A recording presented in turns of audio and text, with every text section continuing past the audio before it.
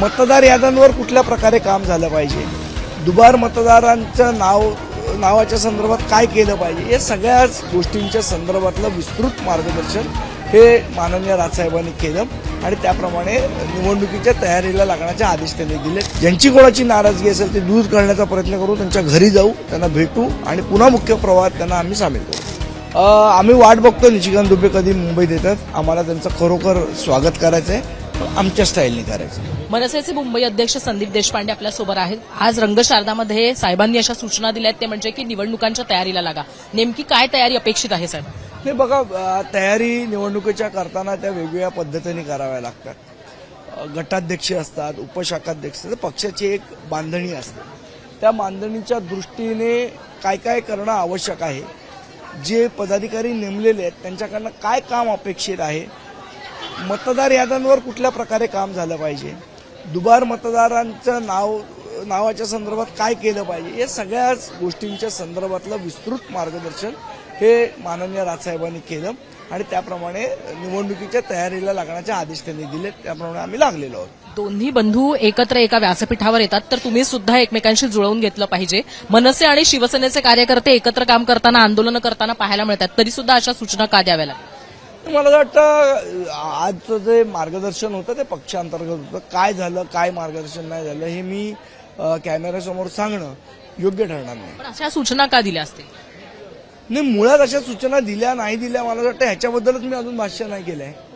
आणखीन एक महत्वाचा मुद्दा आहे, ते म्हणजे की या सगळ्यामध्ये कुठेतरी जुने जे नेते आहेत मनसेचे त्यांना सुद्धा परत आणा, त्यांच्याशी सुद्धा जुळवून घ्या असं सांगण्यात आलेलं आहे. तर नेमकं याच्यातनं काय अपेक्षित आहे आणि अशा सूचना काही लोकांना परत यायचं आहे का, असे कुठले नेते?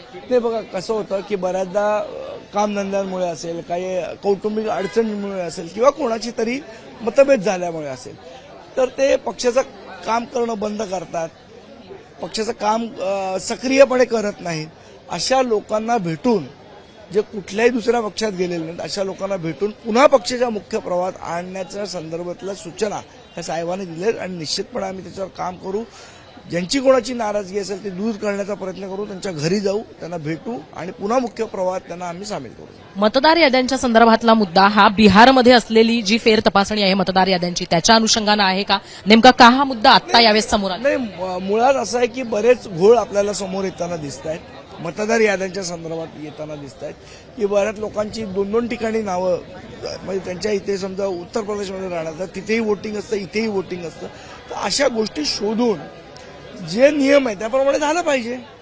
पण मतदार याद्यांच्या अनुषंगानं, कारण याच्या आधीच्या मेळाव्यांमध्ये असा उल्लेख झाला नव्हता आणि आता जेव्हा बिहारचा मुद्दा तापतो आहे संसदेमध्ये आणि संसदेच्या बाहेर सुद्धा, तेव्हा आलेला मुद्दा आहे. म्हणून विशेषत्वानं इंडिया आघाडीच्या अनुषंगानं ही सगळी तयारी आहे का? बिहारच्या मध्ये होणाऱ्या गोष्टी आहेत त्याच्या अनुषंगानं ही तयारी आहे का? महाराष्ट्रात, मुंबईत या गोष्टी होऊ नये यासाठीची तयारी आहे? ही आपल्याकडे गोष्टी होऊ नये, बाकी ठिकाणी काय झालं मला माहित नाही, पण आपल्याकडे मतदान हे फ्री आणि फेअर झालं पाहिजे ही आमची भावना आहे. त्या दृष्टीने जेवढं निवडणूक आयोग काम करतात त्यापेक्षा जास्ती काम आपल्याला करावं लागेल असं दिसतंय.